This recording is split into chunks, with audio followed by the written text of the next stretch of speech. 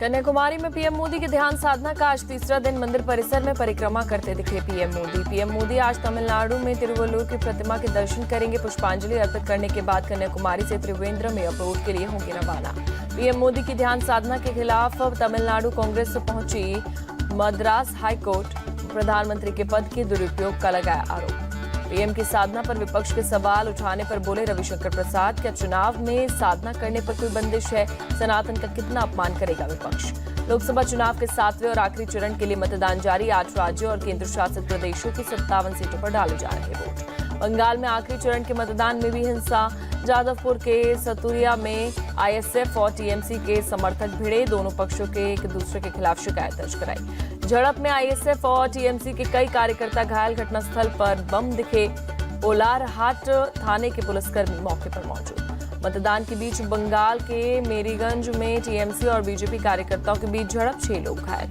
आखिरी चरण की वोटिंग के बीच संदेशखाली में बीजेपी समर्थक पर हमला। बीजेपी ने टीएमसी कार्यकर्ताओं पर लगाया हमले का आरोप। पश्चिम बंगाल में टीएमसी की महिला कार्यकर्ताओं ने ईवीएम को पानी में फेंका।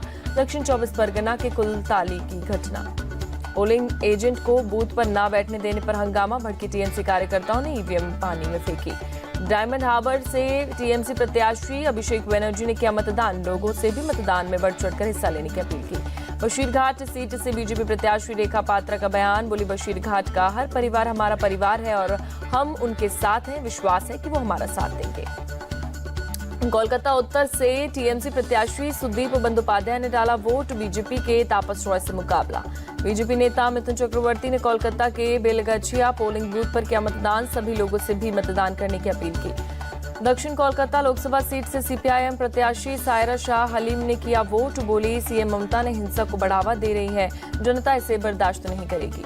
जादवपुर से बीजेपी प्रत्याशी अनिवर्ण गांगुली ने पत्नी संग डाला वोट। टीएमसी की साइनी घोष से मुकाबला।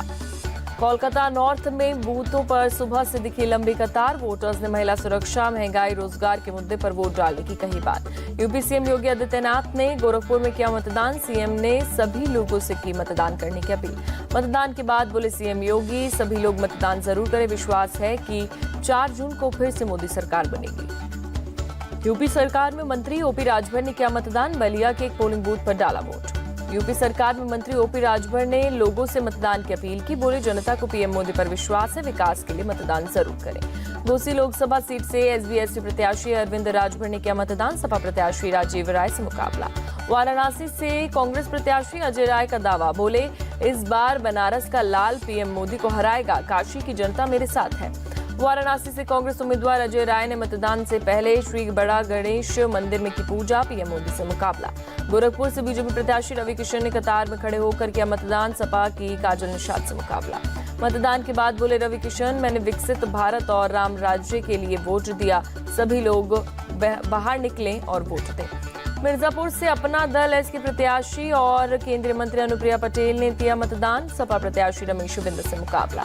मतदान करने के बाद बोले अनुप्रिया पटेल, 4 जून का इंतजार करें, सब कुछ स्पष्ट हो जाएगा। इंडी गठबंधन ताश के पत्तों की तरह बिखर जाएगा। जम्मू कश्मीर के उपराज्यपाल मनोज सिन्हा ने गाजीपुर में किया मतदान। गाजीपुर से सपा के अफजाल अंसारी और बीजेपी के पारसनाथ राय के बीच मुकाबला। गाजीपुर से सपा प्रत्याशी अफजाल अंसारी ने किया मतदान। बीजेपी के पारसनाथ राय से मुकाबला। गाजीपुर से समाजवादी पार्टी के उम्मीदवार अफजाल अंसारी का दावा। गाजीपुर समेत पूरे पूर्वांचल से आज बीजेपी का होने जा रहा है सफाया। सिक्किम के राज्यपाल लक्ष्मण प्रसाद आचार्य ने किया मतदान। वाराणसी के रामनगर पोलिंग बूथ पर डाला वोट। वाराणसी में मतदान के लिए लोगों में दिखा उत्साह। सुबह से लगी लंबी कतारें। ज्यादातर वोटर्स विकास के नाम पर वोट देने की बात कही। वाराणसी में पद्म विभूषण शास्त्रीय गायक छन्नू लाल मिश्रा ने डाला वोट। 87 साल की उम्र में व्हील चेयर पर वोट डालने गए। हिमाचल प्रदेश के राज्यपाल शिव प्रताप शुक्ला ने गोरखपुर में किया मतदान। सभी लोगों से मतदान करने की अपील की। वोट देने के बाद बोले हिमाचल के राज्यपाल शिव प्रताप शुक्ला, देश को आगे बढ़ाने के लिए वोट जरूर करें। गाजीपुर में मतदान के लिए लगी लंबी लंबी कतारें। वोटर्स ने विकास के नाम पर वोट देने की कही बात। कुछ वोटर्स ने गाजीपुर में बदलाव की बात कही। बिहार सीएम नीतीश कुमार ने किया मतदान। बख्तियारपुर के एक पोलिंग बूथ पर डाला वोट। लोगों से भी मतदान की अपील की। पटना साहिब से बीजेपी उम्मीदवार रविशंकर प्रसाद ने डाला वोट। कांग्रेस के अंशुल अभिजीत से मुकाबला। बिहार के डिप्टी सीएम सम्राट चौधरी ने लोगों से मतदान की अपील की। बोले विकसित भारत और विकसित बिहार के लिए मतदान करें। आरजेडी चीफ लालू प्रसाद यादव और राबड़ी देवी ने पटना के पोलिंग बूथ पर किया मतदान। सभी लोगों से मतदान में बढ़ चढ़कर हिस्सा लेने की अपील की। वोट देने के बाद बोली राबड़ी देवी, बिहार की सभी 40 सीटों पर हमारी जीत होगी। इंडिया अलायंस की सरकार बन रही। तेजस्वी यादव और तेज प्रताप यादव ने पटना में एक पोलिंग बूथ पर किया मतदान। लोगों से भी मतदान करने की अपील की। तेजस्वी यादव का बयान, बोले एनडीए जल्द ही सत्ता से बाहर होने वाली है। 4 जून को इंडी गठबंधन की सरकार बनेगी। लालू यादव की बेटी और सारण से आरजेडी प्रत्याशी रोहिणी आचार्य ने भी पटना में डाला वोट। लोगों से वोटिंग की अपील की। भोजपुरी सिंगर और काराकाट से निर्दलीय प्रत्याशी पवन सिंह ने लोगों से मतदान की अपील की। बोले जनता का मुझ पर आशीर्वाद है, चुनाव में होगी जीत। पाटलिपुत्र सीट से बीजेपी उम्मीदवार रामकृपाल यादव ने मतदान से पहले गाय को खिलाया फल। आरजेडी की मीसा भारती से मुकाबला। बिहार के पूर्व सीएम और गया से हम प्रत्याशी जितन राम मांझी ने गया में किया मतदान। मांझी में लोगों से भी मतदान को बढ़ चढ़कर हिस्सा लेने की अपील की। मतदान के बाद बोले जितन राम मांझी, लोकतंत्र में चुनाव एक बड़ा त्योहार है। सभी मतदाता इस त्योहार में बढ़ चढ़कर हिस्सा लें। केंद्रीय मंत्री गिरिराज सिंह का बयान, बोले विपक्ष को जनता ने नकारा। देश की जनता पीएम मोदी के साथ खड़ी। पटना में मतदान को लेकर लोगों में उत्साह। ज्यादातर वोटर बोले मोदी का आना तय, विपक्ष का काम ही है सिर्फ विरोध करना। बीजेपी अध्यक्ष जेपी नड्डा का बयान, बोले जनता को मोदी की गारंटी पर भरोसा। कांग्रेस ने अपने घोषणा पत्र में तुष्टीकरण की बात कही। मतदान से पहले बीजेपी अध्यक्ष जेपी नड्डा ने की पूजा। बिलासपुर से अपने आवास के पास एक मंदिर में पत्नी के साथ की पूजा अर्चना। बिलासपुर में मतदान के बाद जेपी नड्डा से लोगों की मुलाकात हुई। एक चाय की दुकान पर नड्डा ने स्थानीय लोगों से की बातचीत। मंडी से बीजेपी प्रत्याशी कंगना ने किया मतदान। लोगों से भी मतदान करने की अपील की। कांग्रेस के विक्रमादित्य सिंह से मुकाबला। वोट देने के बाद बोली कंगना, लोकतंत्र के महापर्व में सभी लोग हिस्सा लें। हिमाचल समेत पूरे देश में मोदी की लहर है। हिमाचल की सभी सीट बीजेपी जीतेगी। वोट डालने के बाद कंगना ने पूजा अर्चना की। मंडी में पार्टी दफ्तर में की पूजा। मंडी से बीजेपी प्रत्याशी है कंगना। मंडी से कांग्रेस प्रत्याशी विक्रमादित्य सिंह ने शिमला में किया मतदान। बीजेपी की कंगना से मुकाबला। मंडी से कांग्रेस प्रत्याशी विक्रमादित्य सिंह ने वोट डालने से पहले की शानी मंदिर में पूजा। बीजेपी की कंगना से टक्कर। केंद्रीय मंत्री और हमीरपुर से बीजेपी उम्मीदवार अनुराग ठाकुर ने डाला वोट। कांग्रेस के सतपाल सिंह रायजादा दे रहे हैं टक्कर। वोट डालने के बाद अनुराग ठाकुर का दावा, हम लोकसभा की सभी 4 सीटें जीतेंगे। हिमाचल उपचुनाव में सभी 6 विधानसभा सीटें भी हम जीतने वाले हैं। वोटिंग के बाद बोले हिमाचल के पूर्व सीएम प्रेम कुमार धूमल, लोकतंत्र के महापर्व में सभी लोग हिस्सा लें। हिमाचल की सभी 4 सीटों पर बीजेपी की जीत होगी। पंजाब सीएम भगवंत मान ने पत्नी संग संगरूर में किया मतदान। लोगों से भी वोट डालने की अपील की। पूर्व क्रिकेटर और आम आदमी पार्टी सांसद हरभजन सिंह ने जालंधर में डाला वोट। कहा, एक ऐसी सरकार चुने जो आपके लिए काम कर सके। पंजाब में आनंदपुर साहिब के लखनौर के बूथ पर राघव चड्ढा ने डाला वोट। बोले एक एक वोट से तय होगा देश की दिशा और दशा। शिरोमणि अकाली दल के प्रमुख सुखबीर सिंह बादल ने पत्नी हरसिमरत कौर बादल के साथ श्री मुक्तसर साहिब में किया मतदान। बठिंडा से अकाली दल की प्रत्याशी है हरसिमरत। अमृतसर से बीजेपी उम्मीदवार तरनजीत सिंह संधू का डाला वोट। कांग्रेस के गुरजीत सिंह औजला और आप के कुलदीप सिंह धालीवाल से मुकाबला। चंडीगढ़ से बीजेपी प्रत्याशी संजय टंडन का बयान, बोले सभी लोग मतदान जरूर करें। चंडीगढ़ और देश के विकास के लिए वोट करें। कांग्रेस के मनीष तिवारी से मुकाबला। गुरदासपुर से कांग्रेस प्रत्याशी सुखजिंदर सिंह रंधावा ने किया मतदान। बीजेपी के दिनेश सिंह बब्बू और अकाली दल के डॉक्टर दलजीत चीमा से मुकाबला। वोट डालने के बाद बोले कांग्रेस उम्मीदवार सुखजिंदर सिंह रंधावा, मुझे मतदाताओं पर पूरा भरोसा, काम करने वाले प्रत्याशी को देंगे वोट। बीजेपी के राष्ट्रीय महासचिव तरुण चुग ने किया मतदान। अमृतसर के एक पोलिंग बूथ पर परिवार संग डाला वोट। मतदान के बाद बोले तरुण चुग, सभी लोग मतदान जरूर करें। देश के विकास और एक मजबूत सरकार के लिए वोट करें।